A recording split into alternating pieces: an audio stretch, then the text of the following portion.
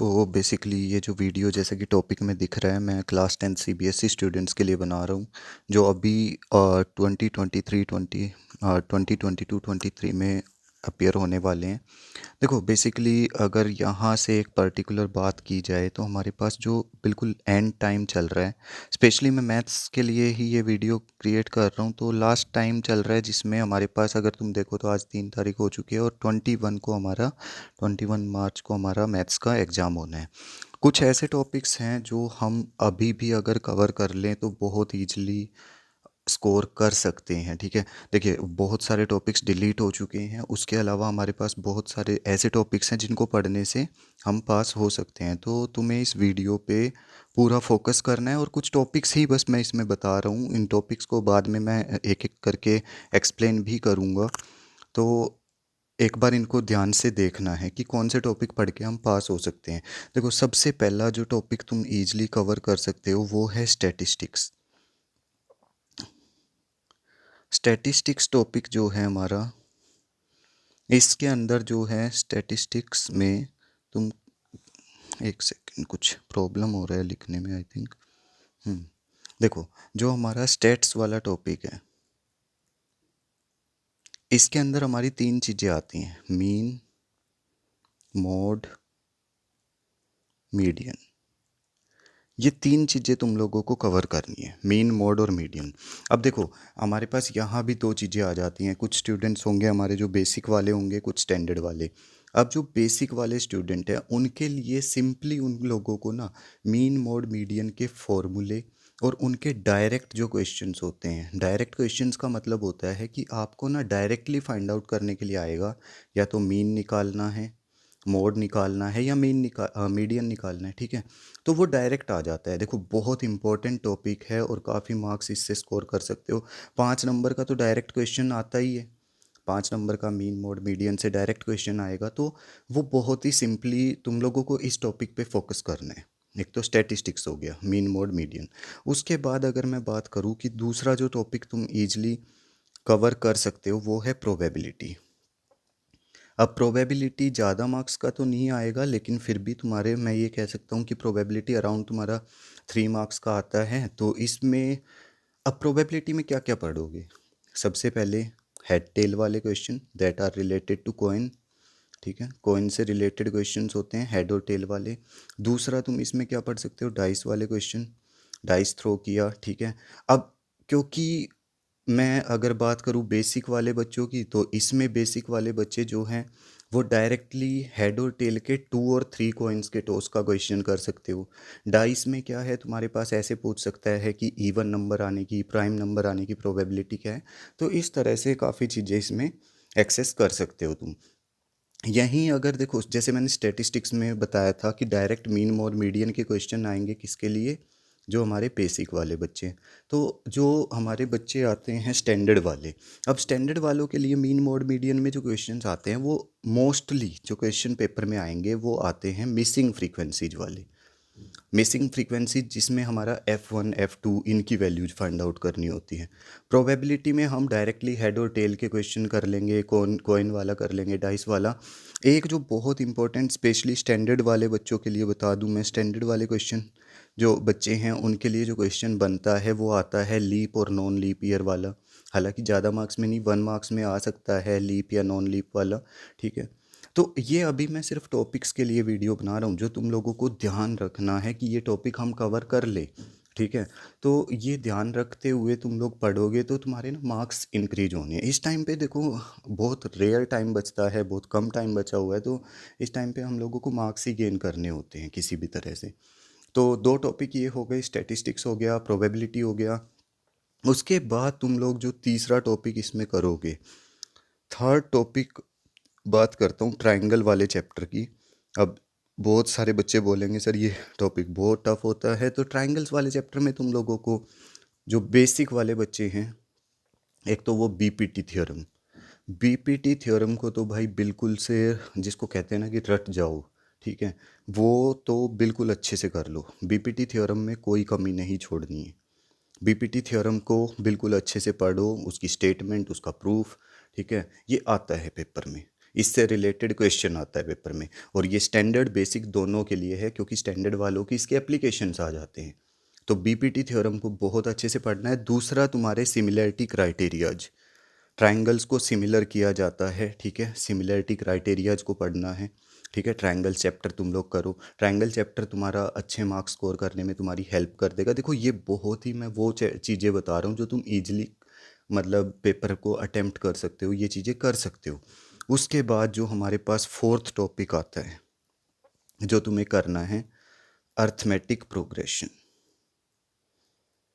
Arithmetic progression यानी कि AP, ठीक है। तो एपी में अब बहुत सारी चीज़ें हैं कि बच्चे कहते हैं कि सर ये टफ हो जाता है एपी में। तुम लोग अच्छा एक चीज़ अगर ध्यान रखो, तुम्हारे पास फॉर्मूले हैं ऑलमोस्ट तीन, ठीक है। ए एन का फॉर्मूला है, ठीक है। फिर एस एन के हमारे पास दो फॉर्मूले हैं, ठीक है। एक हमारा n/2 2a + n-1d और एक आता है n/2 a + an। तीन फॉर्मूले आ जाते हैं इस चैप्टर में। अब तुम लोगों को एक तो स्टेटमेंट पढ़ के ये तो आइडेंटिफाई कर सकते हो ना कि क्वेश्चन में ए दिया हुआ है, डी दिया हुआ है, ए एन है, एस एन है, क्या है और क्या मिसिंग है, उसमें मिस क्या है। हम अकॉर्डिंग टू मिसिंग थिंग, जो भी हमारी यहाँ पे चीज़ें मिस होती है उसके अकॉर्डिंग हम उसमें क्या करेंगे, फॉर्मूला पुट करके और फाइंड आउट करने की कोशिश करेंगे। और सबसे बड़ी बात है तुम लोग इसमें फॉर्मूला ट्राई करो कि फॉर्मूला पुट कर सको, क्योंकि फॉर्मूला पुट कर लोगे तो इसका मतलब तुम्हें वो मतलब एक मार्क्स स्कोर करने का कुछ जरिया मिल जाता है।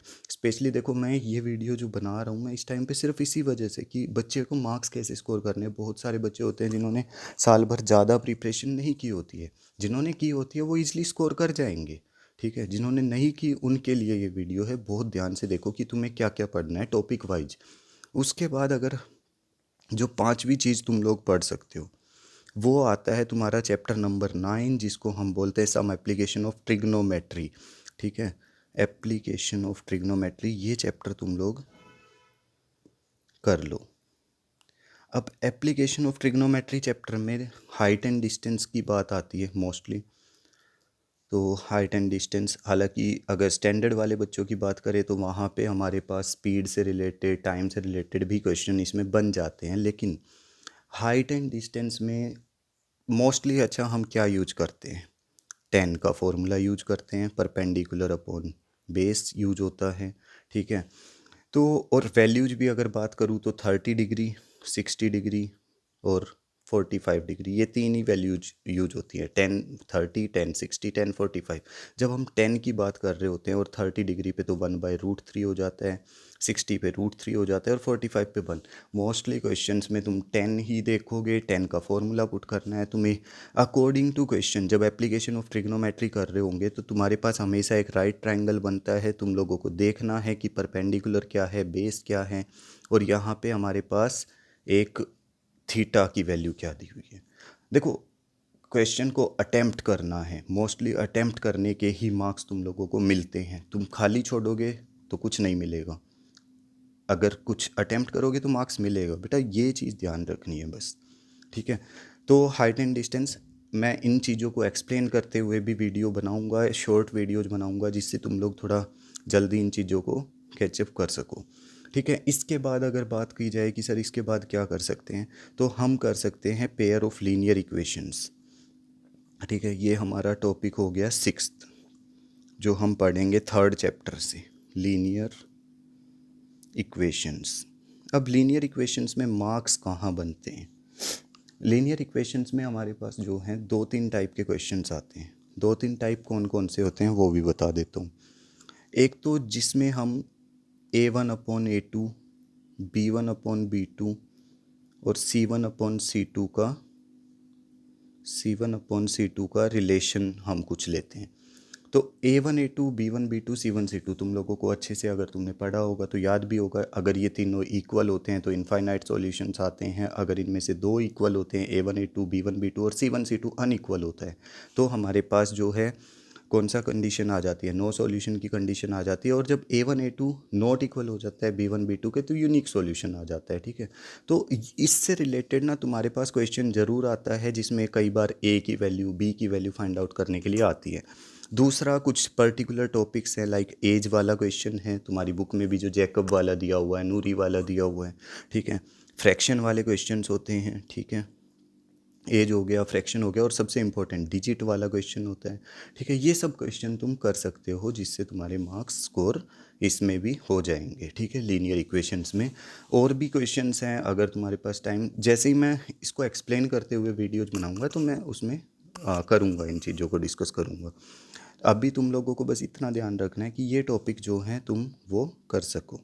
ठीक है, उसके बाद अगर हम क्वेश्चन नंबर 7 की बात करें, सॉरी 7 टॉपिक की बात अगर हम करें कि 7 टॉपिक में हम क्या करें, तो हम पढ़ेंगे chapter number 8, trigonometric identities. Trigonometric identities, लेकिन ये चैप्टर मैं फिर से कहूँगा तुम्हें पूरा नहीं पढ़ना है।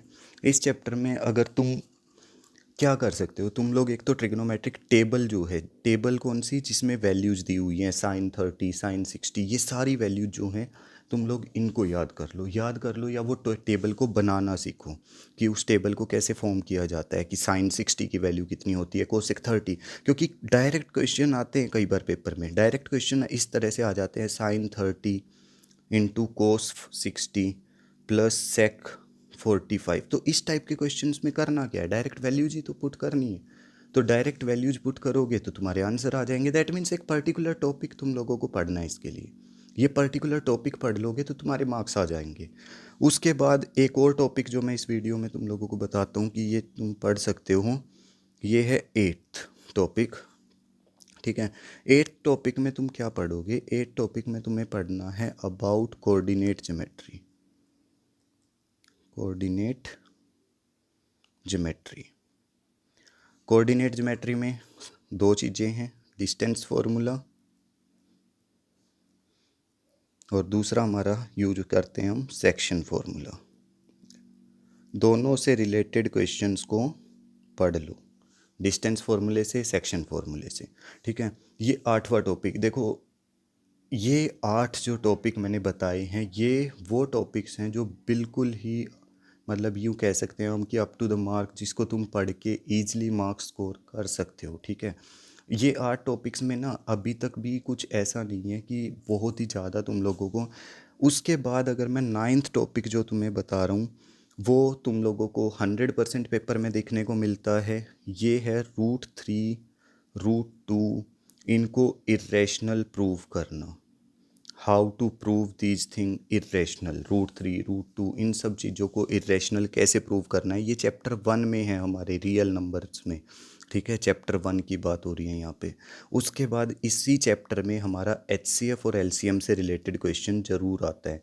और एक जो क्वेश्चन हमारा स्पेशली इस चैप्टर से बनता है, HCF LCM, लाइक P की वैल्यू दे दी a⁻²b, Q की वैल्यू दे दी a⁻1, b⁻3, और इसका HCF और LCM। तो HCF में बेटा सिंपल सी चीज़ है, जो दोनों में लोवेस्ट पावर होती है, लाइक A है और B की लोवेस्ट पावर क्या है हमारी, 1, तो ये आ गया। LCM में देखो, जो हाईएस्ट A की पावर कितनी है, 2, B की कितनी है, 3। तो इस तरह से तुम HCF और LCM के क्वेश्चन और ये √3 √2 इरेशनल प्रूव करना सीख लो। वीडियोज होंगी इसकी, तो वो चीज़ें मैंने डाली भी थी और आगे भी डालूंगा, मैं इसको सारी चीज़ों को एक्सप्लेन करूंगा, तो वो चीज़ तुम लोगों को करनी है। ठीक है, तो इतने ये जो टॉपिक्स मैंने बताए हैं, ये सारे टॉपिक्स तुम कवर करोगे तो तुम्हारे अच्छे मार्क्स आ जाएंगे। उसके बाद एक और जो लास्ट टॉपिक बता रहा हूँ, ये वाला लास्ट है बिल्कुल, चैप्टर 13 की बात कर रहा हूँ, chapter 13, surface area and volume.